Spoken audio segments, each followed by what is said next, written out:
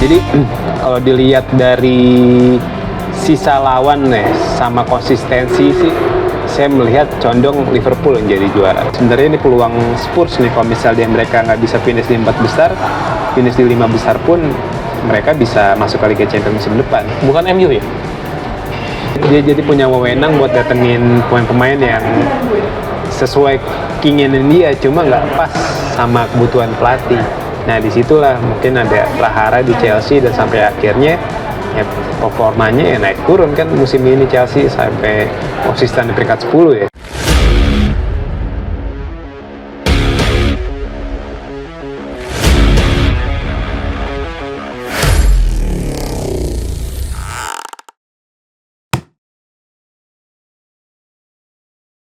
Hai, balik lagi di konten podcast Ruang Ganti. Dan kali ini kita kayaknya dari kemarin bahasnya Timnas, Liga 1, Liga Indonesia. Kok kayak bola internasional nggak pernah disentuh nih. Nah ini kebetulan kita punya kesempatan buat ngebahas bola internasional, khususnya mungkin Liga Inggris ya, yang lagi rame-ramenya, bersama Ram dan Ibu. Apa kabar? Oke, Mas Coro. Mas Alhamdulillah baik. Alhamdulillah baik. Alhamdulillah. Ya. Puasa aman?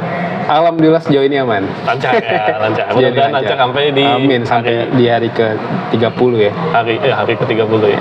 Jadi Ram dan Ibu, apa Mas Bur ya gue panggilnya ya. Mas Bur ini adalah redaktur pelaksana Okezone ya. Okezone. Ya, jadi kalau misalnya pengen tahu info bola yang lebih dalam gitu, ya ini orangnya udah paling tepat ini. Dan juga tadi kita bicara soal puasa, kita nunggu sampai hari ke-30. Betul. Di mana juga ada tim-tim Liga Inggris yang menunggu sampai pekan ke-38. Yaitu adalah Liverpool, Arsenal, dan Man City. Di mana 3 tim ini adalah 3 tim yang paling berpeluang ya untuk menjadi juara Liga Inggris. Kalau menurut Mas Bur nih, siapa sih yang paling berpeluang sebenarnya? Ya, saat ini kan sampai pekan ke-28 ada 3 tim atau bisa dibilang 3 kuda pacu ya. Arsenal, Liverpool, dan Manchester City. Secara poin untuk sementara Arsenal ada di puncak dengan 64 poin sama dengan Liverpool 64, tapi Arsenal berada di posisi lebih baik karena unggul selisih gol ya. Terus di bawahnya atau di posisi 3 di Man City dengan 63 poin. Jadi kalau dilihat dari sisa lawan sama konsistensi sih, saya melihat condong Liverpool yang jadi juara. Oh, Liverpool ya? Liverpool yang jadi juara karena seperti sudah saya sebut tadi, Man City di 10 pertandingan sisa ini masih bakal ketemu 3 tim penghuni The Big Six nih, The Big Six saat ini masih di musim ini ya.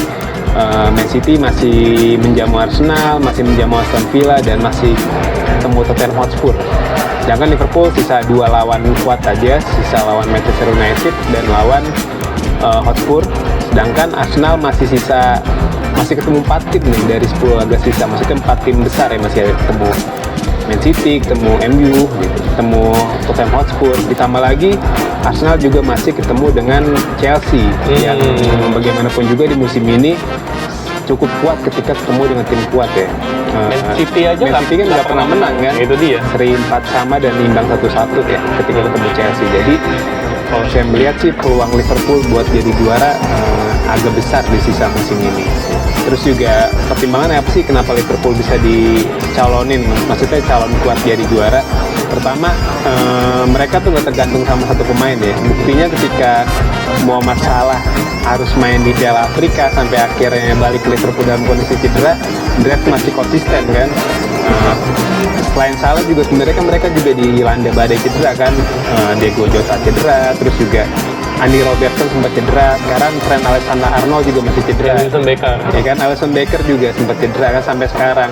Tapi backup atau penggantinya juga dapat menggantikan posisi pemain utama dengan sangat baik kan. Ada Connor Bradley, ada Kelleher juga di posisi penjaga gawang, terus juga Darwin Núñez juga belakangan juga lagi bagus-bagusnya kan. Kemarin sempat cetak gol penentu kemenangan, juga lagi lawan City juga main oke juga.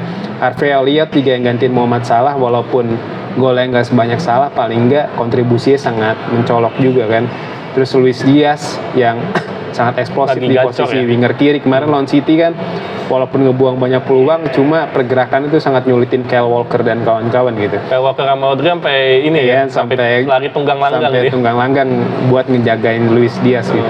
Terus juga di tengah walaupun Thiago Alcantara cedera, tapi kan Alexis McAllister juga konsisten ya buat gantiin atau ngisi lini tengah kan, ada Szoboszlai juga. Jadi saya lihat sih Liverpool sangat kuat nih untuk paling nggak buat juara lagi setelah terakhir kali kampion di musim 1920. Iya, sama Klopp juga ya kebetulan. Iya, sama Klopp. Ini sebenarnya gue mau bahas lebih dalam lagi. Berarti Liverpool ya paling Iya. punya peluang. Tapi gue mau ke Arsenal dulu nih. Sebenarnya apa sih kekuatan dan kelemahan Arsenal musim ini sebenarnya? Kalau Arsenal kekuatan musim ini ada di Bukayo Saka sih kalau saya lihat. Oke, Saka ya. Bukayo Saka musim ini dia sudah mencetak 13 gol dan 10 assist. Bahkan di 7 laga terakhir nih dia mencetak 7 gol dan 2 assist ya. Jadi ketika Bukayo Saka ini dibiarkan bebas oleh tim-tim lawan Arsenal ya wassalam lah, tim-tim Arsenal biasanya kalah karena faktor pembeda si Bukayo Saka ini. Terus selain dia juga ada kayak Havertz juga ya, kayak Havertz biar gimana pun juga kadang-kadang suka cetak gol krusial juga. Belakangan membaik ya dia. Belakang membaik, setelah di Chelsea sempat flop dan di awal musim di Arsenal juga sempat kurang oke. Tapi beberapa minggu terakhir Havertz nunjukin kalau dia emang layak dihargain mahal gitu. Itu kekuatan Arsenal. Kalau dibilang kelemahan Arsenal tuh saya melihat dia Mungkin mental. Jadi mayoritas pemain Arsenal tuh hampir nggak ada yang pernah juara liga kecuali Iya. Gabriel Jesus Oh iya, Gabriel di Zinchenko. City, Zinchenko juga dan Jurien Timber ya. Tapi kan di luar Zinchenko nih apa sih kontribusi buat Arsenal nggak terlalu besar musim ini. Kayak Jesus kan lebih sering cedera, terus juga Timber juga baru sekali main kan musim ini. Karena dia cedera panjang sering itu. cedera panjang. Jadi kalau saya lihat ya mental itu. Kenapa Mungkin- Arsenal nggak dijagoin juara, karena mental belum teruji. Di musim lalu juga kan Arsenal sempat unggul jauh Iya, kan dari City, sempat betul. unggul 7 poin atau bahkan 10 poin. Kehabisan Cuma bensin. akhirnya kehabisan bensin dan dibalap oleh Man City. Satu lagi, Arsenal masih main di Liga Champion. Kalau ditanya, City kan juga main di Champion. Nah, iya itu. Nah, tapi kedalaman skuadnya berbeda ya kan antara Arsenal dan Man City. Ketika Bukayo Saka cedera, ya Arsenal nggak ada backupnya, ya kan, di posisi winger kanan. Reece Nelson ya palingnya. Ya, Arsenal kan ya levelnya masih jauh lah di bawah Saka kan. Beda dengan City, ketika De Bruyne cedera mereka masih bisa konsisten kan. Musim lalu kan De Bruyne lebih mesti cedera panjang, cuma City bisa treble winner. Di musim ini juga De Bruyne sempat nggak main sampai pertengahan musim, sampai akhirnya baru bisa main lagi di paruh kedua musim dan memberikan kontribusi ya. Makanya secara kedalaman squad Arsenal kurang oke sih ketimbang tim-tim pesaingnya. Tapi kalau menurut gue ya, ada satu pemain lagi yang menarik, itu Declan Rice.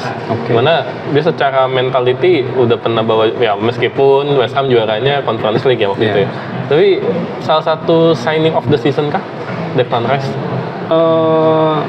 Kalau untuk Arsenal mungkin iya. Mungkin kalau untuk keseluruhan mungkin saya lihat belum ya. Belum ya. bukan. Tapi emang secara permainan Declan Rice itu emang memperkuat lini tengah Arsenal kan. Secara pengalaman dia juga pernah bawa Inggris juga masuk final Euro kan di 2020 kan. Terus juga di West Ham pernah juara juga. Terus juga dia kan jebolan akademi Chelsea ya, yang mana pernah satu tim dengan Mason Mount ya kan. Juga cara mental sebenarnya oke. Cuma ya dalam sebuah tim sepak bola kan yang nggak dilihat cuma satu orang aja kan, maksudnya ada pemain-pemain lagi yang mendukung. Nah, pemain yang ngedukung ini nih yang di squad Arsenal belum sekuat yang ada di Liverpool dan di Man City. Sama sebenarnya kalau gue berpikir Arsenal tuh belum dilanda badai cedera yang akut ya. Kayak Ya, Liverpool betul, tuh kayak betul. udah dipretelin gitu. City juga KDB juga hilangnya lama gitu.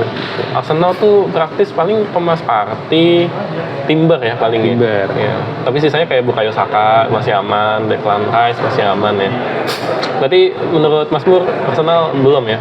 Mungkin kontender aja kali Untuk musim ini sepertinya masih kontender ya, karena kan mereka juga masih ada beberapa ajang juga, mereka masih eksis di Liga Champions. Nggak gampang juga ya. Nggak gampang juga, jadi kecuali Arsenal mungkin tumbang ya di tempat final iya. Liga Champions, jadi mereka bisa Fokus. fokus ke Liga Inggris. Cuma kan ya kita lihat dinamikanya nanti seperti apa.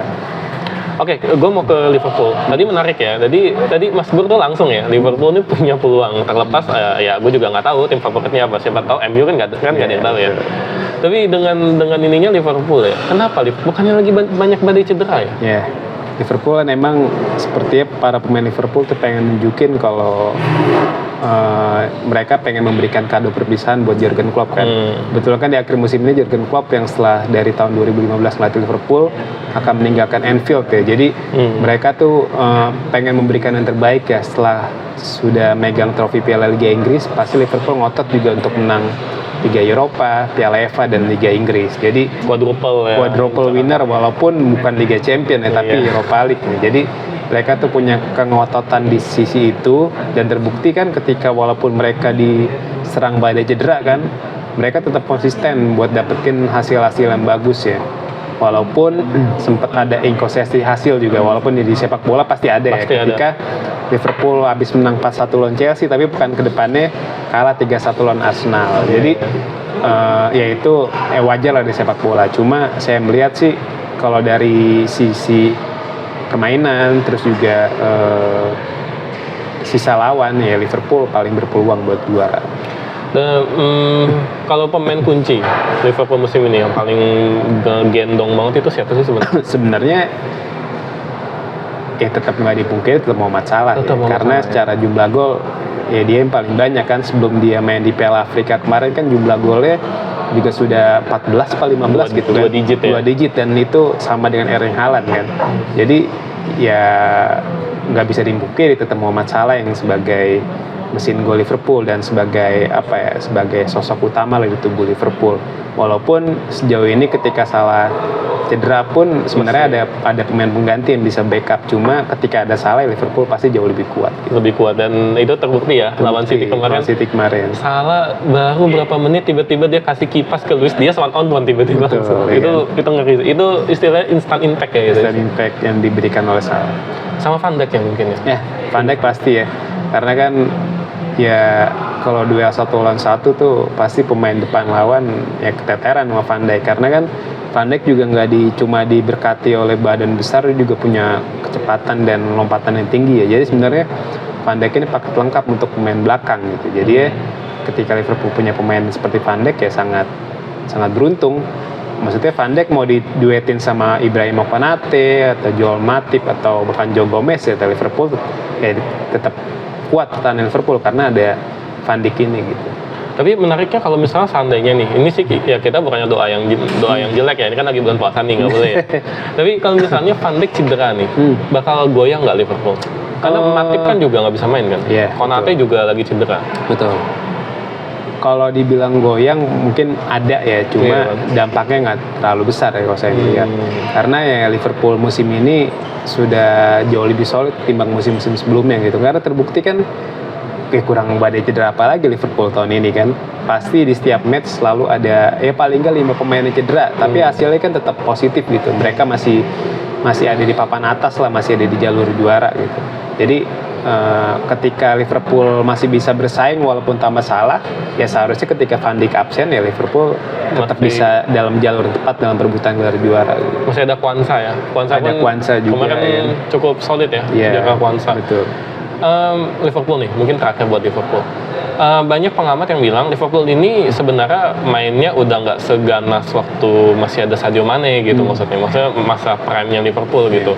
Lebih banyak tuh ugly win gitu istilahnya quote and quote. Yang penting menang lah. Iya, yang penting menang dah.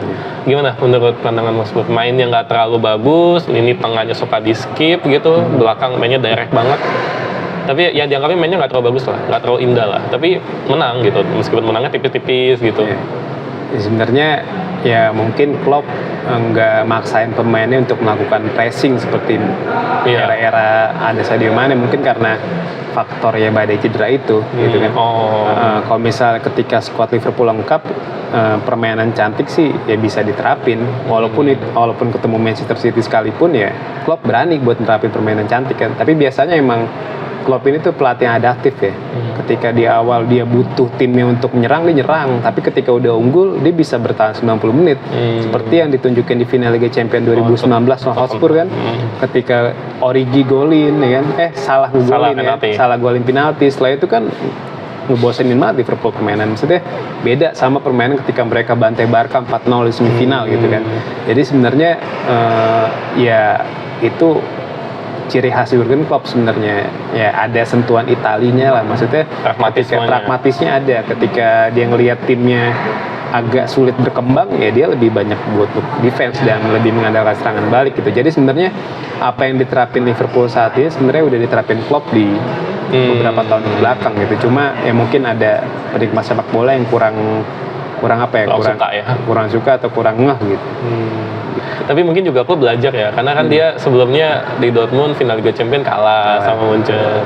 Di waktu Liverpool awal-awal kalah ya, Karius juga sama Sevilla juga. Karius kan. Real Madrid kan jadi menang kan. Makanya dia nggak mau lepasin yang itu. Bisa jadi dia udah belajar ya. Bisa jadi.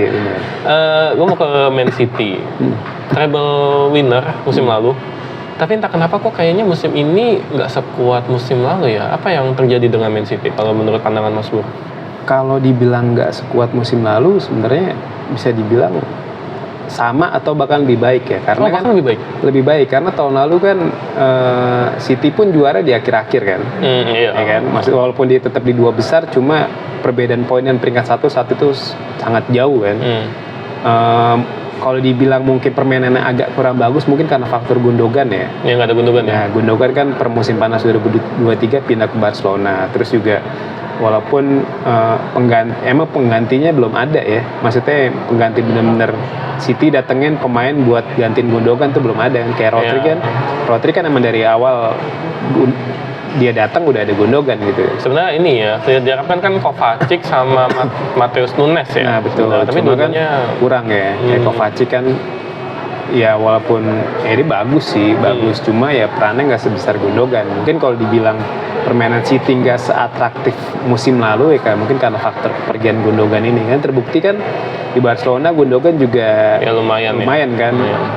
Barcelona bisa walaupun masih peringkat 3 Liga Spanyol, cuma mereka bisa lolos ke perempat final Liga Champions. Jadi ya Gundogan ini faktor juga sebenarnya sih kenapa kalau dibilang City permainan kurang bagus ketimbang musim sebelumnya. Cuma kalau dari segi hasil sih sebenarnya kan ya masih oke kan. City masih ada di perebutan jalur Piala FA, masih di jalur Liga Inggris dan Liga Champions. Treble winner masih mungkin. Meskipun Pep tuh sempat udah ada statement sebenarnya. Pep tuh bilang kalau misalnya musim ini City treble winner lagi, saya pensiun gitu katanya. Pindah gitu. Karena kayak dia juga sadar diri, kayaknya nggak mungkin gitu untuk bisa treble winner lagi di kondisi yang sekarang. Apalagi City kan lagi transisi juga. Dan juga, nah ini yang menarik. Erling Haaland berasa nggak sih kayak mulai keran golnya itu agak seret gitu? Iya. Kalau keran gol mungkin karena faktor cedera ya. Karena kan dia sempat nggak main selama hampir 1 bulan kan, dari akhir Desember sampai akhir Januari kan. Mana kan di Desember itu banyak match kan, ada festive period tuh yang di akhir Desember sampai di awal Januari kan, itu bisa makan 5 atau 6 match ya kan. Nah dari situlah kenapa jumlah gol Haaland nggak sebombastis musim sebelumnya. Itu faktor pertama. Faktor kedua juga mungkin dia pemain Haaland udah mulai kebaca nih sama back-back di Inggris kan. Ya kan, jadi gimana sih udah mulai tahu cara nyetop Haaland gitu. Karena sekarang City juga sebenarnya sumber golnya nggak cuma Haaland kan, ada Julian Alvarez juga kan. Bahkan ada Foden juga. Foden kan terakhir juga hat-trick ya. Ya kan, jadi ya sumber gol City mungkin udah mulai tersebar musim ini. Jadi Guardiola mungkin udah mulai ngebaca kalau Haaland udah nggak bisa terus diandalin terus. Jadi ya dia udah nyiapin beberapa alternatif untuk ngebantu City konsisten dapetin hasil positif. Iya, Foden tuh brace ya lawan MU ya. Brace lawan MU. Itu mungkin jadi salah satu penyebab juga. Mungkin juga karena ada faktor KDB juga nggak main juga ya. Ada sedikit ngaku karena kan yang ngerti, yang paham bolanya Haaland atau gimana kan salah satunya KDB gitu. City, tadi kita udah bahas Arsenal, Liverpool, City. Ada tim lain nggak sih yang ada kemungkinan bisa jadi juara secara mengejutkan gitu? Apa nggak ada? Kalau secara matematis dan perhitungan poin sih saya lihat nggak ada ya. Meskipun secara matematis sebenarnya masih bisa. Masih ya? bisa, masih bisa ya? banget. Seperti Aston Villa kan sebenarnya jarak poinnya sekarang cuma 7 angka aja ya Iya. buat jadi juara. Cuma melihat Kemarin dibantai sama Hotspur kan, itu kan bikin mereka nggak konsisten gitu. Jadi ya saya melihat sih ya juara di antara 3 tim ini aja. Udah fix itu ya. Fix. Ya mungkin Aston Villa ini harusnya fokus ke Liga Champion ya harusnya ya. Bisa. Mengamankan Nambah tiket Liga satu Champion. tempat.